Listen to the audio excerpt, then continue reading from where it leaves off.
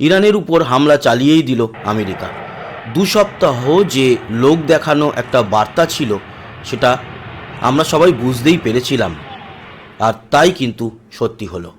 একটি টুইট দিয়ে শুরু করি এই ভিডিওটা। এই টুইটটি ডোনাল্ড ট্রাম্প আজকে ভারতীয় সময় সকাল 5টা নাগাদ 5:30 নাগাদ করেছে।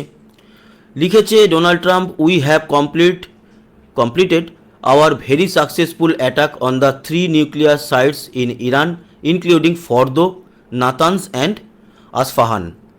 All planes are now outside of Iran airspace. A full payload of bombs was dropped on the primary site. Fordo, all planes are safely on their way home. Congratulations to our great American warriors. There is not another military in the world that could have done this.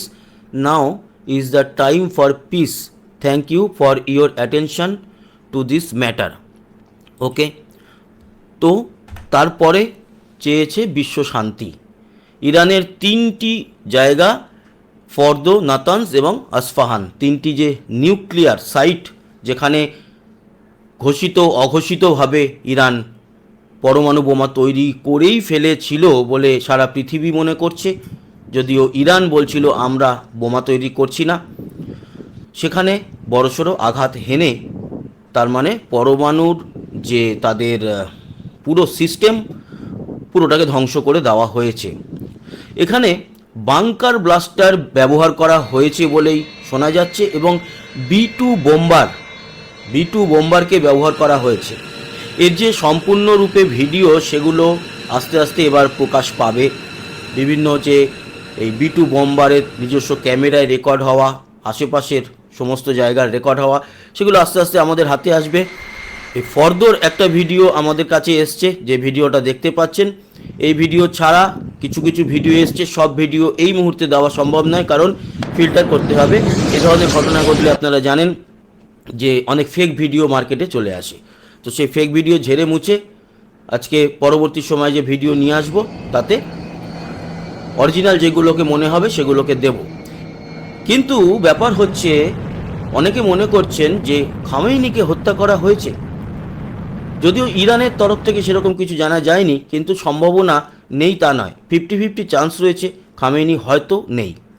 এবার ব্যাপার হচ্ছে, এই যে America হামলা চালালে Iran বলেছিল যে আমেরিকাকে ছেড়ে দেওয়া হবে না, আমেরিকার উপরেও ধ্বংসযজ্ঞ চালানো হবে।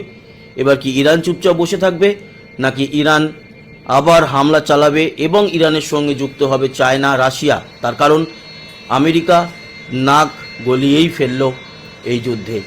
অতএব এখন কিন্তু আর 2 ফ্রন্ট ওয়ার রইল না, এখন কিন্তু আরও বড় দিকে যেতে চলেছে বিষয়টা, মানে ইসরায়েল বনাম ইরান, এরকমটাই দেখা যাচ্ছে।